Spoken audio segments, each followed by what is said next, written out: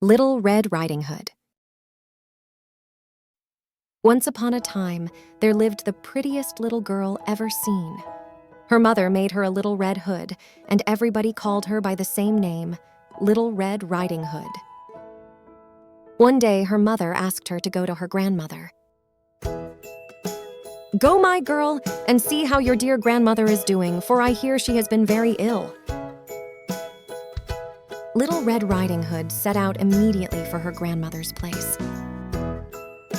While going to her grandmother's place, Little Red Riding Hood passed through the wood,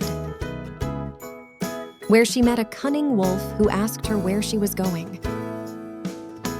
"I am going to see my grandmother," said Little Red Riding Hood. "Does she live far off?" asked the wolf. "It is beyond that mill you see over there," answered the girl. Not long before, the sly wolf arrived at the door of Little Red Riding Hood's grandmother. Riding Hood's grandmother. The wolf knocked at the door. Knock, knock, knock. "Who's there?" asked the grandmother. "Your favorite grandchild, Little Red Riding Hood," replied the wolf using a fake voice. The grandmother said, "Pull the string, my dear, and the latch will go up." The wolf did what she was told, pulled the string and opened the door. The wolf, without wasting any time, fell upon the good old grandmother and ate her up in a moment. The wolf then shut the door and got into the grandmother's bed, expecting the girl. Little Red Riding Hood came sometime afterwards and knocked on her grandmother's door.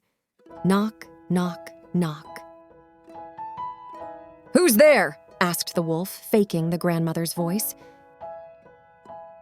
"It is your favorite grandchild, Little Red Riding Hood," answered the Little Red Riding Hood.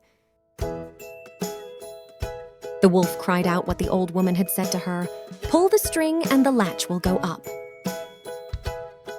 Little Red Riding Hood did the same, pulled the string and the door opened. She went inside and saw her grandmother. "Grandmother, what big arms you have," said the Little Red Riding Hood. "All the better to hug you with, my little girl," answered the wolf in a fake voice. "Grandmother, what big ears you have," she said.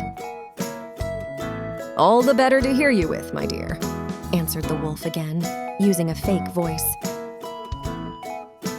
"Grandmother, what big eyes you have," said the Little Red Riding Hood. "All the better to see you with, my sweet child," replied the wolf.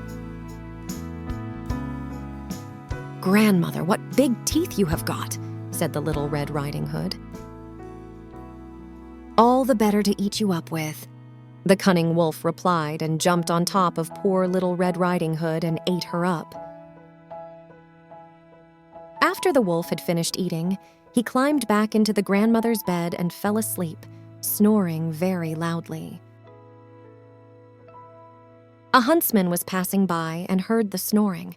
He thought it was strange for an old woman to snore this loudly, so he decided to take a look. He stepped inside the house and saw a wolf lying in bed. "He has eaten the old woman, but perhaps she still can be saved," thought the huntsman, and he took a pair of scissors and cut open the wolf's belly. He saw a red hood shining through.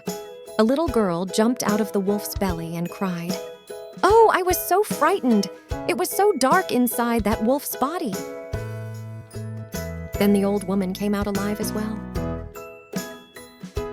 Little Red Riding Hood, however, quickly fetched great stones with which they filled the wolf's belly, and when he awoke, he wanted to run away, but the stones were so heavy that he collapsed at once and fell dead. The three of them were happy. The old woman ate the cake and drank the wine that her granddaughter had brought. The Little Red Riding Hood thought to herself, "As long as I live, I will never trust a stranger." Thanks for watching. Don't forget to like and subscribe.